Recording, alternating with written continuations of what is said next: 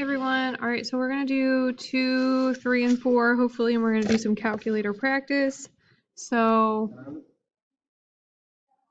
first things first, we need to get our trinomial to have all terms on the one side. So you need to subtract your 1 over.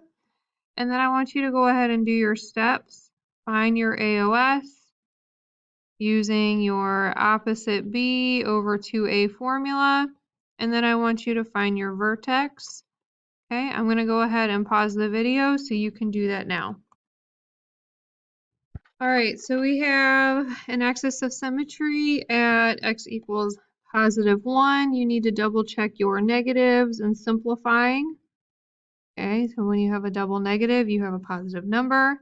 So our axis of symmetry is x equals 1, and then our vertex is 1, 0. So hopefully you got those numbers. So now you should be doing your third step of making your table, just like we did in class. I'm just highlighting a few that you could choose from. So I recommend sticking with the numbers we have done. I'm adding a little bit more. More is never a bad thing. So I want you to go ahead and fill out the rest of your table and then check back to see if you're correct.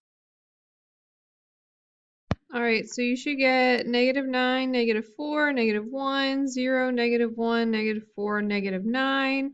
So we knew this point that I'm highlighting because that's your y-intercept, and we know 1, 0 because that is our vertex. So your graph should look something like what I have there. So if you don't have it, you need to pause and graph really quick. I'm going to go ahead and fill out my information at the bottom. So my domain, if you recall, should give me all real numbers. My range, if we're looking at the graph, remember, is down to up.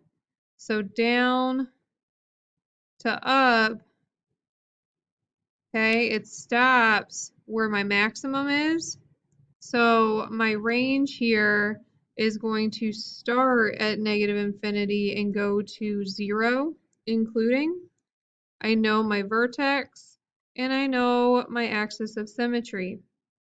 I also know my y-intercept, and I just told you that we had a maximum, and that is also at your vertex. So the thing that we need to find now is our roots or solution, so where it crosses the y-axis or the x-axis. So it looks like it crosses the x-axis at our vertex, which is fine. Okay, so we have roots at x equals 1, or you could just put the 1, 0. It's okay if you have one solution. You don't always have to have two, so it's okay if there's one. So this is the information that you should have. So what I would like to do is quickly go to the calculator and show you how to find this information. So calculator, you're going to go to your y equals, and then you're going to type in the function that we have. So -x² plus 2x minus 1. Okay, and then you'll hit graph, and it should look like the graph that we have. So now if you hit second trace, okay, so let's say we're trying to find our vertex. Your vertex is always at a max or a min. Okay, always at a max or a min, so 3 or 4. So I know it's a max, so I'm going to hit max, and I'm going to get my left side as close as I can to the vertex. So my left side, I'm going to put my arrow right there. So it's along here. So then the right boundary, I'm going to get it as close to the vertex on the right side so that my arrow points inward. So these aren't super close together. Hopefully the calculator will be able to give me what I need. And then you can guess, and if you know that your boundaries aren't ideal, you can try to move your guess to where you think it should be to help the calculator out. So now sometimes the calculator will give you like 1 point, what we have here, 1 point, and you have 0s and 7. Your maximum is at 1. Okay, unless it's a really crazy decimal, this is an approximation, so it is at 1 and it is 1, 0. So what this tells us is that my vertex is at 1, 0, And part of my vertex, my x value, okay, my x value is my axis of symmetry. So this x value, x equals 1, is also my axis of symmetry. So while there's no formula in the calculator to do it, you can get it if you understand that the x that we use, the input, gives us our output of y. So the vertex and the axis of symmetry, that's this invisible line right here that was in our notes, this line that we created came from the x value in our vertex. So if you can make that connection that the x value is also in the vertex, that will help you when you go to graph your parabola, okay? So you can, let's go ahead and go to number 3 on the next page. We're going to do the same thing. We're going to do our graphing and use our calculator to practice various things.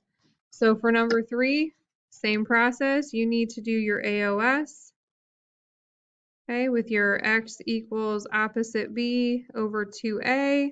And then you also need to do your vertex, okay, and then you can come back and check what you have. Make sure you're checking number 3 and setting it up correctly. All right, so I have an axis of symmetry of positive 2. So x equals 2 is a vertical line. So we're going to make our vertical line go down the middle of 2. And then when I plug that into my vertex, I do get a vertex, or plug it into my quadratic function to get a y value. I do get a vertex of 2, positive 3. So now at this point, if you haven't already, you should be making your table. And you need to go ahead and choose the values that you think would be appropriate for the information you have. So go ahead and make your table. All right, so these are the values I used for my table. So hopefully you have something similar. So sometimes you're going to get values like our y-intercept here of 0, 7 that are not on your graph. So you sometimes, if you would like to, you can kind of guesstimate where they would be to help graph the whole thing. But we will try to make sure that we have graphs that will fit the whole frame of our parabola. Remember 2, 3 was our vertex, so you should just be able to find that information from what you're given. My parabola looks like that, so hopefully yours looks similar. So pause if you need to make changes.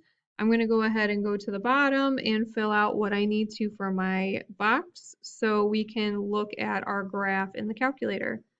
So as usual, quadratics have a domain of all real numbers. So if you look at your graph from left to right, okay, x is going to all, he'll eventually go to all my negative numbers.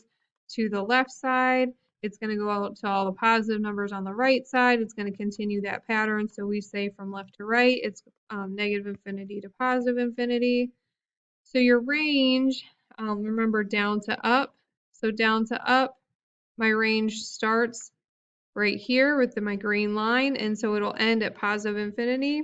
My green line y value is the 3 that we found in our vertex. And then our vertex we know, our AOS we know, so x equals 2. We have our y-intercept, and we have, if we look at our graph, you need to ask yourself, do we have a max or a min? And we actually do have a minimum, because it is the smallest point, the lowest point, and it's at the vertex we found. So the thing you have to ask yourself now is, do we have any roots or solutions? So what you need to look at is your graph. Do I have any roots or solutions for this particular function? And I actually don't, because it doesn't cross. So remember, if you don't have any roots, you can just say no roots because it doesn't cross your x-axis. So what I would like to do at this point is put the function in the calculator like we have been. So go to your calculator, go to y equals, clear out your previous one, x squared minus 4x plus 7. So something that I didn't talk about that I probably should have. You needed to move the 4x over in order for the quadratic to work. So if you did not move the 4x over, then this information that you would have gotten on your page is incorrect. So make sure that you're following my instructions, that the quadratic's on the left and it's either equal to 0 or equal to y. So now back to the calculator. We have the function in the calculator. I'm going to hit graph. So when I hit graph, it looks like what my paper looks like, which is a good sign. So remember, second, trace.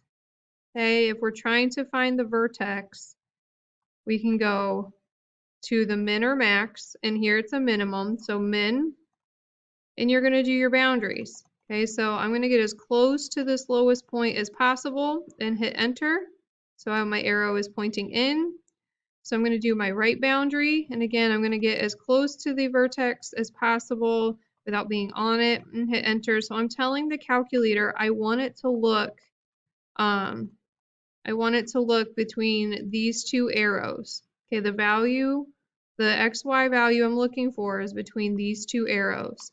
So then the last one is a guess. So the guess you can put right on it and hit enter. And so you see how it's 1.9 repeating here? This means it's 2, so 2, 3. Sometimes the calculator, again, there's so many values, it gives you the most accurate it can find, and it really should be 2, so 2, 3. So now you can find your roots and solutions, but because this one has none, we're not going to. I'm not going to show that to you. So we're going to jump to number 4. And we're going to try to do it for number 4. So for number 4, again, you need to find your AOS, your vertex, and I want you to go ahead with this one. I want you to do your table all on your own before we do anything else. I want you to do the 3 steps on your own without me guiding you. So go ahead and do that now.